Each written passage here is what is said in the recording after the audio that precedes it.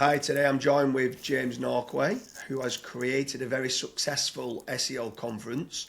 And I want to try to dig a bit deeper onto why initially did you set up an SEO conference to start with, and then obviously move on to then the benefits and everything else that comes with it. So, James, it's been a pleasure having you. And why did you set up an SEO conference? Basically, we decided to set up the Sydney SEO Conference basically because there wasn't many good conferences in Australia and the existing events were pretty small. So yeah, we wanted to bring some international names like Matt Diggity and Kevin Indig and Alita Solis and Kyle Roof down to Australia and just bring quality international speakers whilst also getting local speakers as well, like just really top people and save people from flying for 24 hours to Europe or flying 15 hours or whatever it is to America for events, when you can, it's right in your own backyard and making it accessible to everyone and affordable prices too. So, yeah. So obviously that's on the why you created an SEO conference, but now obviously you've built a successful conference in what you've done and you've brought these international speakers. What's been the benefits of doing it? Or is it mainly just benefits for the community externally? Or have you got benefits from it yourself? Have you got business out of it and stuff like that? Yeah, 100%. So basically, I think the biggest benefits from starting your own conference is just building a brand in the market. So the branding agency that we work with, they say it the best. It's the King of Kings strategy. So we run the event and we let every other agency come. I think the benefits are, yes, 100%. Every time we run an event, we always win business off the back of it, whether it be forming new partnerships with other agencies that come that are not SEO, or just winning business from in-house brands that come and then they see people from our team on stage speaking and basically, they like what they see and then they like just, it's a good vibe, and then it's a good way to network because you're hanging out with these people. We also run masterminds off the back of the event too, so that's a good way to just further build relationships over a few drinks with people. I think, it's just relaxed networking. People in Australia love a networking drink, so it's a really good way to do that. The other benefit is from a hiring point of view too, so actually hiring staff. We get people that come to the event and then they want a job. So, yeah, and then I think like partnerships too, just forming partnerships with like-minded companies that come. And then the other random intrinsic benefit has been building partnerships with other speakers. We paid Matt Diggity to come out and then he invited me to come to Chiang Mai to speak. We've invited like Tim Sulo from Ahrefs out. He's invited me to speak in Singapore and America at his events just because he's seen me speak in Sydney, and we've built a relationship with some of these brands like that. And that wouldn't have happened if we didn't run this conference. So yeah, the exposure for me personally has just 10 times by running our own event. So yeah, it's been really successful. If anyone's looking now and listening to yourself there going, you've created an amazing event in Sydney SEO Conference, and let's say they want to create one, let's say in London, the London SEO Conference, and what key takeaways do they need to look at of where things might go wrong initially? Like obviously there's success stories of you've got all these international speakers, you've built great connections, you've won business, you've got staff from it and stuff like that. But surely along the way there's been audio problems, lighting problems, there's been issues with regards to you charge too little, you charge too much, or what comes with it. What kind of problems could they foresee? Have you seen that they could run into very quickly?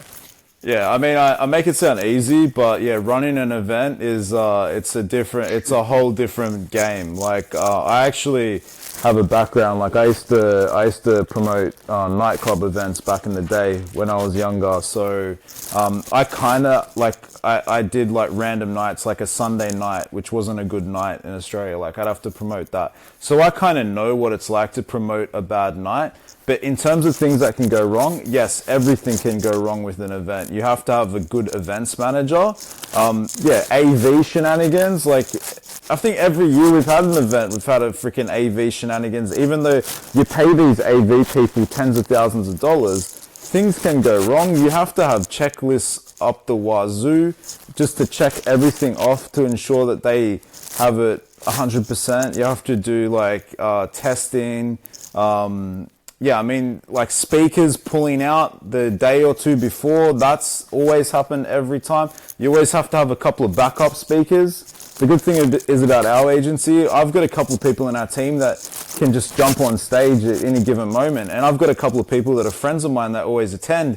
They always have a few presentations just ready to go. Like, you have to be prepared for backup speakers. You have to be prepared for cost blowouts. Like, you have to be prepared to spend a lot of money. Like, running an event is not a cheap undertaking. I've spent upwards of $100,000 for one day for events. So, like, you have to spend minimum, like, to do a good conference, you have to spend minimum $50,000. Like, that's in Australia. Like, if you go overseas somewhere, like, you might be able to get it for cheaper, but running events in Australia, like, you got to drop decent money. And then, you like, there's backlash too. Like, you can get backlash about the diversity mix-up of your speakers. You can get backlash for just anything. Like, there could be a speaker some people don't like, when then other people do like it. It's freaking headache. Like, sometimes I think to myself, why the hell am I even doing this? Because there's a lot of shit. Like, the social media element of it is probably the worst, because people don't see, like, the hundreds of hours that go into the planning. And, like, I might have to send Kevin Indig 50 emails to bloody convince him to come to Australia, you know? Like, people like that, they just don't pop up in Australia. You got to send 50 emails back and forth with someone like that to get them to come down, you know? And I saw, like, some people that were attacking the Masterminders event on socials recently, and I was just like, guys, like, people that attack events, they've never run an event themselves, so they don't understand the hundreds of hours of planning and just all the little intricate details that go into it. Even with events managers, you still got to get involved as the owner as well, like, because, yeah. I mean, people might not like hearing this, but the whole diversity scenario for me is bollocks. And the reason why I say that is because I get previous things, but the way Kazra ran the Masterminders, he got all the different people apply. He removed the name.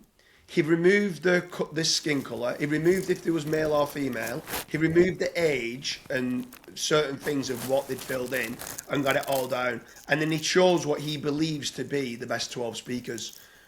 And they happened to be 12 males. And everyone said, you need a female on stage. And previous year, he had five females on, and they did a great job. But they'd already spoke at the event, so you needed new people. But there's just not as many, and this is just factual, there's just not as many female SEOs on the speaking circuit as these male SEOs. So it was like, I went through, and I think there was something like 100 people that applied, or it might be 106 people, I think it was, to be precise, and only 3 of them was female.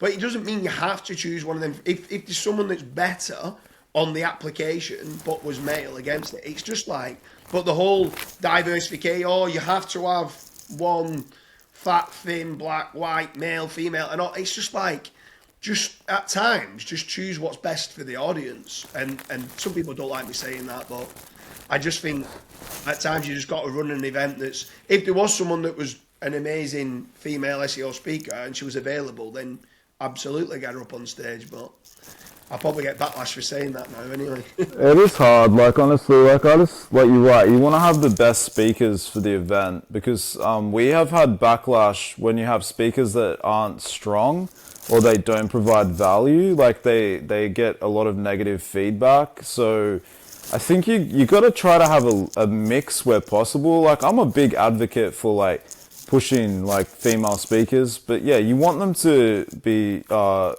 like, add value, and a lot of them are really good, you know, like I really like Alita Sola, she's really good, like your Jess Schultz's, she's really good too. There's a lot of great female speakers out there, like, but you're right, like unfortunately SEO is a male dominated industry, so there's a lot of like men that are like keen to speak always, and yeah, it is tricky, and a lot of events do struggle to get a good mix, but yeah, always try to have a few where possible. But you're right. At the end of the day, you do want to have the best speakers you can get as an event organizer, because if you don't, you'll get backlash. Like, it is very hard running events. I'll be honest with you. Like, there's a lot of like different moving parts. So yeah. And on there now, like, so you've got your SEO conference. It's very good. It's an amazing event, and you've got the mastermind. Is the mastermind attached to the event? Is it like the day before or the it's day the day after? before. It's the day before. So we mix it up. Some years we do a 2-day conference and a mastermind the day before. Some years we do a 1-day conference and then the day before we do a mastermind. This year we are actually doing 3 events. So on the Wednesday night, we've partnered with Alita Solis to do an SEO FOMO event in Sydney, and we've got a big bar tab. Ahrefs is sponsoring, our company is sponsoring. We've got 10 speakers on Wednesday night doing like a 4-hour SEO shindig with everyone having fun. And then on the Thursday, it's the mastermind. So like a full day mastermind, same format as the Chiang Mai mastermind. You know, bring your 3 big problems and your 1 big growth hack. And then we split everyone up into groups of 5 or 6 relevant to their business, you know, people at the same level.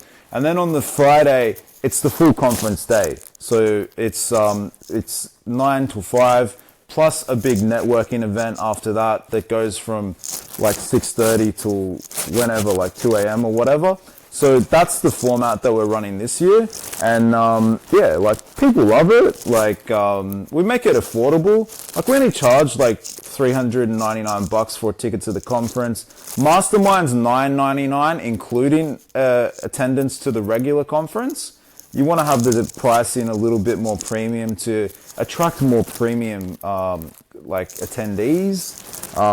Like I kind of like went with a different, in the past I've had invite only masterminds, but this year I thought stuff it, like I'm just going to let everyone who wants to pay the premium price have a shot at coming. And yeah, like we're giving people that may have never been to a mastermind before opportunity to attend, and people are getting really excited. Like, and we're going to put people in relevant groups to match their like their level and things like that. So, you know, we got guys like Jared Codlin, we got guys like the founder of Finder.com.au coming down. So we got some heavy hitters coming down, but then there's going to be some people, it's going to be their first mastermind too. So they're pretty excited. Like, yeah, man, it's just good for the community too, you know, like, have you ever thought of attaching, so obviously, a lot of people now run an SEO conference and they attach a mastermind alongside it together. Have you ever thought about doing an awards night and adding an awards night to it? Man, I've thought about it, but honestly, I think an SEO agency running an awards is a bit controversial because, like, and honestly, like, we actually have a major awards night in Sydney this week, the Don't Panic APAC Awards, and we're up for like 10. So I think from an awards point of view, I have thought about it, but it's just like I've just asked a few like different people in the industry, and they've all kind of said, "Oh, I don't know if I'd apply because an agency's running it." But if you were not an agency, 100% you could get away with it. It's just awards is a whole nother level of work too, because you got to run the awards. You got to get the judges. It's got to be legitimate. You know, like it's tricky. But yeah, I have definitely thought about awards night too.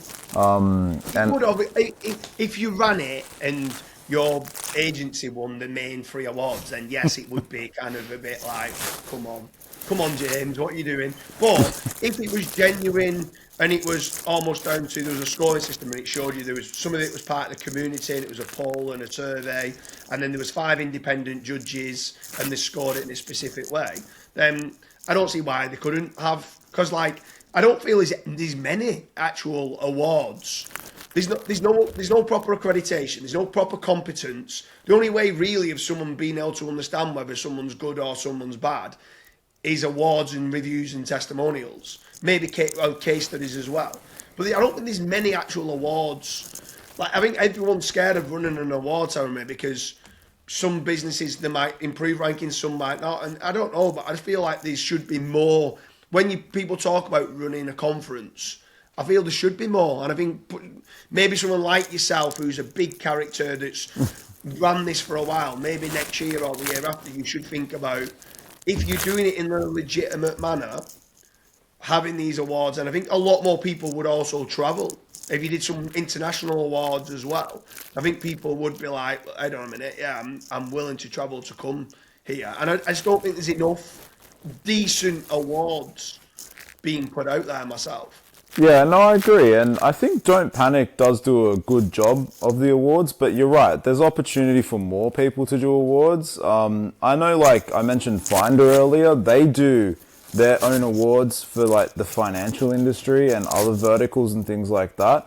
In Australia, there are other companies that do awards, and you're right. Like even from like LLM's point of view, like you can have an awards page on your site, and that's going to get cited. Like we have that on our agency site. Like that's an easy thing that you could easily push to. You know, like winning an award, you can make this awards page for the last 20 years of business and show every year what awards you've won. That's an easy win too. So 100%, like it's a good idea. And I think like in terms of people coming to our event, we definitely get a lot of people from APAC coming. Like I'd say probably 20% of our guests come from New Zealand to our conference. We get people from Japan, China, Indonesia. Like we get a lot of people from the region. And we get a few randos that come in from everywhere else. So, or Philippines too, we get a lot. Because Australia isn't far from certain places like that. And there are a lot of SEOs.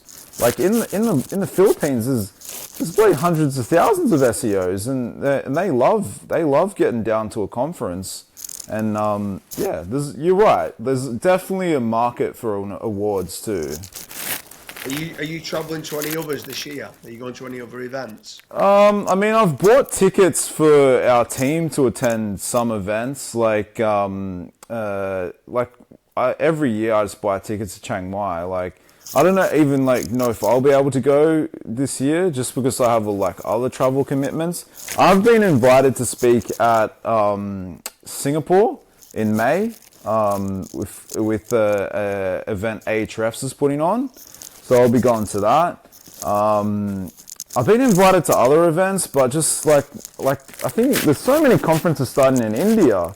I got invited to 3 conferences in India, but it's hard to schedule things too, especially I got a wife and a son who's almost 2, so it's just coordinating family life, and my wife's a dentist, so it's hard to coordinate stuff. And it's once you get older, it's not like when you're young and single, you can just pack up and just go wherever. You know, when you got kids and commitments, and I got an office with over 30 people too. So yeah, there's a lot of stuff to coordinate. But I'm trying to do more events. Like Ahrefs Evolve, I spoke at that in the US last year. That was a really high quality event. I know Masterminders in the UK looks like a quality event. I don't know, Kazara is putting on a great show. Yeah, there's a lot travelling in. SEO Mastery Summit, Mad Singers is... Yeah, Mad Singers, he always puts on a good event. Man, there's a lot of people doing events now. I remember 10 years ago there was not many, but now there's a lot of people giving it a crack. And that's good, you know. Kyle Kanga, he's doing a great job. SEO Estonia, Chiang Mai SEO now. Yeah. Sounds good, right? Well, James, it's been an absolute pleasure. Anyone watching this who's maybe looking to set up an SEO conference or an awards night, or it could be a mastermind event, James has spoke you through there. It is difficult to do. I'm presuming those first year or first 2 years is very tough, but obviously once you get through that, there's lots of benefits that come from it, from maybe hiring staff, forming partnerships with speakers, forming partnerships with other agencies that are coming. So if you're in SEO and there's a PPC agency, you might be able to kind of help each other out. James, it's been an absolute pleasure. Thanks for having you. Thank you.